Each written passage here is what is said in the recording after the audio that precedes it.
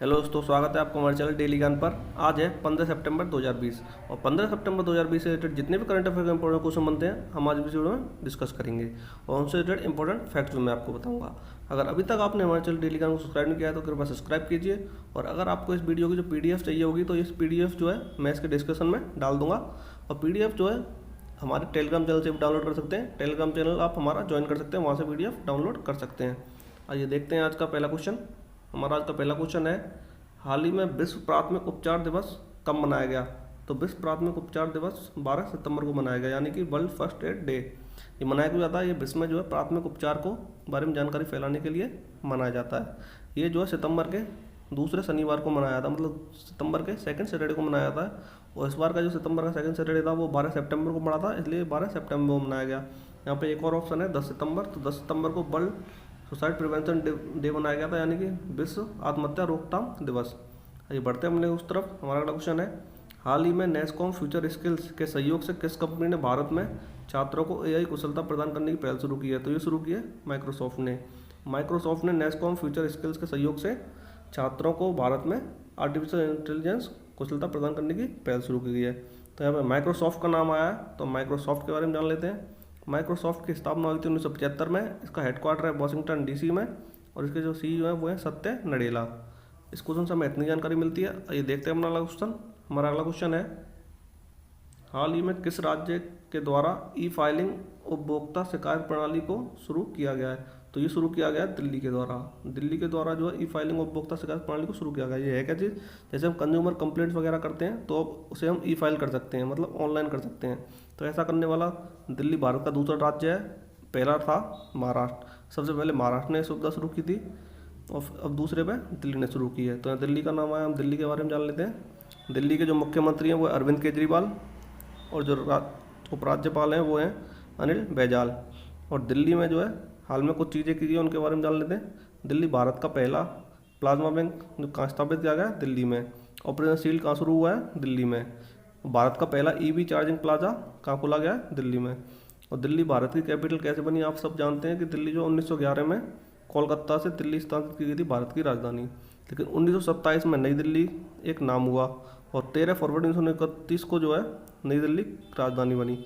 कब बनी? 13 फरवरी 1931 को नई दिल्ली राजधानी बनी। दिल्ली बनी थी 1911 को, लेकिन 13 फरवरी 1931 को नई दिल्ली कैपिटल बनी। तो इस क्वेश्चन से हमें इतनी जानकारी मिलती है। आइए देखते हैं अपना क्वेश्चन। हमारा अगला क्वेश्चन है, हाल ही में डायना रिक का निधन हो गया, वह कौन थे? तो वह एक अभिनेत्री थी। ये एक ब्रिटिश अभिनेत्री थी। इन्होंने ब्रिटिश, आपने देखा होगा गेम ऑफ थ्रोन्स में भी इन्होंने काम किया है। तो गेम ऑफ थ्रोन्स में इन्होंने काम कर रखा है डायना रिक, जो कि ब्रिटिश अभिनेत्री थी। इस क्वेश्चन से हमें इतनी जानकारी मिलती है। आइए बढ़ते हैं हमने उस तरफ। हमारा अगला क्वेश्चन है, हाल ही में भारत, अमेरिका और किस देश ने मिलकर 5G तकनीक के विकास का फैसला लिया है? तो ये है इजराइल। भारत, अमेरिका और इजराइल ने मिलकर जो है 5G तकनीक के विकास का फैसला लिया है। यहाँ इजराइल का नाम आया तो हम इजराइल के बारे में जान लेते हैं। इजराइल की जो राजधानी है वो है जेरूसलम। जो प्रधानमंत्री हैं बेंजामिन नेतन्याहू। इसका एक प्रसिद्ध शहर है तेल अवीव। यहाँ की एक स्टेट है, उसका नाम बदलकर गुरुदेव रविन्द्रनाथ टैगोर के नाम पर रखा जाएगा। किसके नाम पर रखा जाएगा? गुरुदेव रविन्द्रनाथ टैगोर के नाम पर। इजराइल ने अभी हाल में एक जासूसी उपग्रह लॉन्च किया है। जो इजराइल की जो सांसद है उसका नाम है नेसेट। इस क्वेश्चन से हमें इतनी जानकारी मिलती है। आइए बढ़ते हैं हम लोग उस तरफ। हमारा अगला क्वेश्चन है, हाल ही में किस राज्य सरकार ने भारत का सबसे बड़ा पिगरी मिशन लॉन्च किया है? तो ये लॉन्च किया है मेघालय की सरकार ने। 209 करोड़ इसकी जो है लागत होगी। ये किस लिए लॉन्च किया गया है? इसलिए लॉन्च किया गया है क्योंकि अगले 3 साल में जो हम 150 करोड़ का पॉर्क, मतलब सुअर का मांस, पॉर्क मतलब सुअर का मांस जो आयात किया जाता है वो ना आयात करना पड़े, इसलिए लॉन्च किया गया। इसमें सुअरों का पालन वगैरह किया जाएगा ताकि जो उत्पादन है मांस का, पॉर्क का, यहीं किया जा सके, इसलिए ये लॉन्च किया गया है। ये देखते हैं अपना अगला क्वेश्चन। अगला क्वेश्चन देखने से पहले मैं आपको मेघालय के बारे में बता देता हूँ। तो मेघालय की जो राजधानी है वो है शिलोंग। जो मुख्यमंत्री हैं वो है कोनराड सांगमा और जो गवर्नर है वो है सत्यपाल मलिक। बढ़ते हैं हमने उस तरफ। पर अगला क्वेश्चन है, हाल ही में भारत सरकार ने बैंक उधारकर्ताओं को राहत देने के लिए किसकी अध्यक्षता में समिति गठित की है? तो ये समिति गठित की गई है राजीव महर्षि की अध्यक्षता में। बैंक उधारकर्ताओं को राहत देने के लिए राजीव महर्षि की अध्यक्षता में समिति गठित की गई है। जो राजीव महर्षि हैं वो इससे पहले CAG थे, मतलब कंट्रोल ऑडिटर जनरल थे। फिलहाल में कंट्रोल ऑडिटर जनरल CAG कौन है? वो हैं गिरीश चंद्र मुर्मू, जो कि CAG बनने से पहले जम्मू कश्मीर के उपराज्यपाल थे। और जम्मू कश्मीर के उपराज्यपाल अब हैं मनोज सिन्हा। इसको समय इतनी जानकारी मिलती है। बढ़ते अपने लोग तरफ। हमारा अगला क्वेश्चन है, हाल में एशिया के सबसे बड़े एरो इंडिया 21 की मेजबानी कौन करेगा? तो ये मेजबानी करेगा बेंगलुरु फरवरी 2021 में इसकी मेजबानी करेगा। इसका 13वां एडिशन होगा। कौन सा एडिशन होगा? 13वां एडिशन। जो बेंगलुरु के बारे में जान लेते हैं। बेंगलुरु जो है बृहस्पति नदी के किनारे बसा हुआ है। इसमें जो इसरो यानी कि इंडियन स्पेस रिसर्च ऑर्गेनाइजेशन का हेडक्वार्टर है और इन्फोसिस का हेडक्वार्टर भी बेंगलुरु में ही है। बेंगलुरु में केम्पेगौड़ा इंटरनेशनल एयरपोर्ट है, ये विश्व का सबसे इंटरनेशनल एयरपोर्ट घोषित किया गया है। ये बढ़ते अपने अगले उस तरफ। हमारा अगला क्वेश्चन है, हाल ही में भारत में यूनिसेफ के सेलिब्रिटी एडवोकेट किसे नियुक्त किया गया है? यूनिसेफ के सेलिब्रिटी एडवोकेट जो नियुक्त किए गए वो किए गए आयुष्मान खुराना को यूनिसेफ का सेलिब्रिटी एडवोकेट नियुक्त किया गया है। तो यूनिसेफ को किस लिए किया गया है ना? एक प्रोग्राम चालू किया है यूनिसेफ ने फॉर हर चाइल्ड, उसके लिए जो है इन्हें यूनिसेफ का सेलिब्रिटी एडवोकेट नियुक्त किया गया है। तो यूनिसेफ के बारे में जान लेते हैं। यूनिसेफ मतलब United nation international child education fund, United nation international children education fund. इसकी स्थापना हुई थी 11 दिसंबर 1946 को। इसका हेडक्वार्टर है न्यूयॉर्क में और उसके अध्यक्ष हैं हेनरिटा H4। कौन? Henrietta H4। जो अदर ऑप्शन उनके बारे में जान लेते हैं। जैसे दिया मिर्जा हैं। दिया मिर्जा को जो है यूनाइटेड नेशन एनवायरनमेंट प्रोग्राम का गुड में एम्बेसडर बनी हुई हैं। एम नेत्रा है वो यूनाइटेड नेशन गुडविल एम्बेसडर बनी है to the poor. United Nation goodwill ambassador to the poor. अगला क्वेश्चन है हमारा। अगला क्वेश्चन है, हाल ही में ऑडिट ब्यूरो ऑफ सर्कुलेशन यानी ABC का नया अध्यक्ष किस नियुक्त किया गया? तो ये नियुक्त किया गया देवेंद्र दारदा ABC के नए अध्यक्ष बने, मतलब ऑडिट ब्यूरो ऑफ सर्कुलेशंस के। तो ABC जो है ऑडिट ब्यूरो ऑफ सर्कुलेशंस की स्थापना हुई थी 1948 में। हेडक्वार्टर है मुंबई में। ये जो है न्यूज़पेपर और मैगजीन के प्रकाशन को सेटिस्फाइड करता है, यानी कि इसे ऑडिट करता है। जो अदर ऑप्शन है उनके बारे में जान लेते हैं। बिंकेश गुलाटी फाड़ा के नए अध्यक्ष बने हैं federation of automobile dealers association के। और जो अनिल जैन है वो AITA के यानी कि ऑल इंडिया टेनिस एसोसिएशन के नए अध्यक्ष बने हैं। तो बढ़ते हैं अपने उस तरफ। हमारा अगला क्वेश्चन है, हाल ही में दुनिया का सबसे बड़ा अंडरपास किस राज्य में निर्मित किया गया है? तो निर्मित किया गया अंडरपास सबसे बड़ा मध्य प्रदेश में। मध्य प्रदेश में एक नेशनल पार्क है पेंच। कौन सा?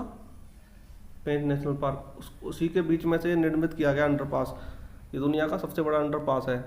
ये जो है NH44 नेशनल हाईवे उस पर निर्मित किया गया है। NH44 नेशनल हाईवे को इससे पहले NH7 कहा जाता था, यानी कि जो भारत का सबसे बड़ा नेशनल हाईवे है, कन्याकुमारी से लेकर श्रीनगर तक जो चलता है, इसी पे जो है NH44 कहा जाता है। इसी पर नेशनल पार्क में पेंच में दुनिया का सबसे बड़ा अंडरपास निर्मित किया गया है। और इसमें जो नीचे से जो है शेर वगैरह निकलेंगे तो उनके लिए जो कैमरे वगैरह लगाए गए ताकि वो रिकॉर्ड हो सके जगह जगह पे।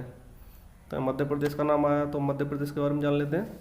मध्य प्रदेश की राजधानी भोपाल, मुख्यमंत्री शिवराज सिंह चौहान और जो गवर्नर है वो है आनंदीबेन पटेल। मध्य प्रदेश का जो भोपाल है वो उसमें जो भारत का पहला ई कचरा क्लीनिंग स्थापित किया गया और भारत का पहला गार्बेज कैफ़े कहाँ? अंबिकापुर में स्थापित किया गया है। और मध्य प्रदेश जो है स्ट्रीट वेंडर आत्मनिर्भर निधि अभियान था, उसमें पहले नंबर पर रहा है भारत में। तो इसको में इतनी जानकारी मिलती है। आइए बढ़ते हैं अपने उस तरफ। हमारा अगला क्वेश्चन है, हाल ही में किस सोशल मीडिया प्लेटफॉर्म ने आत्महत्या को रोकने के लिए देयर इज हेल्प का नाम से सर्च प्रॉम्प्ट शुरू किया है? तो ये शुरू किया है ट्विटर ने। किसने शुरू किया है? ट्विटर ने 10 सितंबर को ये शुरू किया। 10 सितंबर को जो है वर्ल्ड सुसाइड प्रिवेंशन डे था। वर्ल्ड सुसाइड प्रिवेंशन डे मतलब विश्व आत्महत्या रोकथाम दिवस था। तो उसी दिन इन्होंने जो है देयर इज हेल्प नाम से एक सर्च प्रॉम्प्ट शुरू किया है ट्विटर के द्वारा। तो शुरू किया गया ट्विटर के द्वारा। तो इसके ट्विटर के बारे में जान लेते हैं। ट्विटर की स्थापना की गई थी 21 मार्च 2006 को। इसके जो हेडक्वार्टर है वो है सैन फ्रांसिस्को यानी कैलिफोर्निया में। और इसके जो अध्यक्ष हैं वो हैं CEO हैं जैक डॉर्सी, COMD। कौन है? Jack Dorsey. और जो वर्ल्ड सुसाइड प्रिवेंशन 10 सितंबर को मनाया गया था, हमने आपको बता ही दिया है, उसी दिन ये शुरू किया गया है। बढ़ते हैं अपने उस तरफ। हमारा अगला क्वेश्चन है, हाल ही में केंद्र सरकार की स्टार्टअप रैंकिंग के किस राज्य को टॉप पर रखा गया है? तो कौन सा राज्य टॉप पर रहा है स्टार्टअप रैंकिंग में? वो रहा है हमारा गुजरात। तो गुजरात राज्य जो है स्टार्टअप रैंकिंग में टॉप पर रहा है। तो गुजरात के बारे में जान लेते हैं। गुजरात की राजधानी गांधीनगर है और गांधीनगर जो है निर्वाचन क्षेत्र है गृह मंत्री अमित शाह का। जो मुख्यमंत्री हैं वो हैं विजय रूपानी और जो गवर्नर है वो हैं आचार्य देवव्रत। तो ये गुजरात के बारे में जानकारी मिलती है। हम इसमें और भी चीज़ डिस्कस कर लेते हैं, जैसे कि गुजरात जो है एक भारत में वाटर मैनेजमेंट इंडेक्स जारी किया गया था नीति आयोग के द्वारा। वाटर मैनेजमेंट इंडेक्स यानी कि भूजल प्रबंधन सूचकांक, उसमें नीति आयोग के द्वारा जारी किया था। इसमें पहले स्थान पर कौन रहा था? गुजरात रहा था। तमिलनाडु, जैसे तमिलनाडु है तो तमिलनाडु गुड गवर्नेंस इंडेक्स, उसमें पहले स्थान पर रहा था। और जो केरल है वो स्कूल एजुकेशन क्वालिटी इंडेक्स और हेल्थ इंडेक्स में पहले स्थान पर रहा था। और अभी साक्षरता दर के एक इंडेक्स भी जारी किया गया, उसमें भी केरल पहले स्थान पर रहा है और आंध्र प्रदेश सबसे लास्ट में रहा है। और जो कर्नाटक है, कर्नाटक जो है एक इंडिया इनोवेशन इंडेक्स जारी किया है 2019 में, उसमें पहले स्थान पर रहा था। और अभी हाल में जो है ग्लोबल इनोवेशन इंडेक्स, जो कि वर्ल्ड इनोवेशन प्रॉपर्टी ऑर्गेनाइजेशन यानी कि विश्व बौद्धिक संपदा के द्वारा जो जारी किया गया है, उसमें जो है इंडिया की रैंक रही है 48। पिछली साल रैंक थी 52, इस साल 48 है और पहले स्थान पर रहा है स्विट्जरलैंड। तो बढ़ते हैं अपने उस तरफ। हमारा अगला क्वेश्चन है, हाल ही में किस देश के द्वारा ओमान सागर में जॉलफार्क 99 नाम का एक नौसैनिक अभ्यास किया जा रहा है? तो ये किया जा रहा है किसके द्वारा? ईरान के द्वारा। ईरान के द्वारा जो है ओमान सागर में जॉलफार्क 99 नाम का एक नौसैनिक अभ्यास किया जा रहा है। तो ईरान का नाम आया तो ईरान के बारे में जान लेते हैं। ईरान की जो कैपिटल है वो है तेहरान, प्रेसिडेंट है हसन रूहानी। बढ़ते हैं अपने अगले उस तरफ। हमारा अगला क्वेश्चन है, WHO के दक्षिण पूर्वी एशियाई क्षेत्र के 73वें सत्र की मेजबानी कौन करेगा? तो दक्षिण पूर्वी WHO के दक्षिण पूर्वी क्षेत्र के 73वें सत्र की मेजबानी कौन करेगा? इसकी मेजबानी करेगा थाईलैंड। थाईलैंड इसकी मेजबानी करेगा। तो WHO मतलब विश्व स्वास्थ्य संगठन, मतलब वर्ल्ड हेल्थ ऑर्गेनाइजेशन। इसकी स्थापना हुई थी 7 अप्रैल 1948 को। इसके जो अध्यक्ष हैं वो हैं टेड्रस अदनम।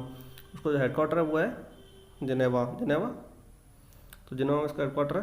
अब यहाँ पे थाईलैंड का नाम आया, थाईलैंड के बारे में जान लेते हैं। थाईलैंड के जो कैपिटल है वो है बैंकॉक। इसकी जो करेंसी है वो है बैथ। इसके थाईलैंड और भारत के बीच एक एक्सरसाइज होती है मैत्री एक्सरसाइज, और इसके जो प्राइम मिनिस्टर हैं वो है प्रायुत चैन ओचा। तो 73वां सत्र जो मेजबानी थाईलैंड ने की है, इसमें भारत की तरफ से किसने भाग लिया था? वो लिया था भारत के स्वास्थ्य मंत्री हर्षवर्धन ने। ये 73वां सत्र आयोजन किस लिए किया जा रहा है? ये जो कोरोना महामारी जो हुई है उसके बारे में रणनीति बनाने के लिए 73वां सत्र आयोजित किया गया है। तो इसको समय इतनी जानकारी मिलती है। बढ़ते हैं अपने उस तरफ।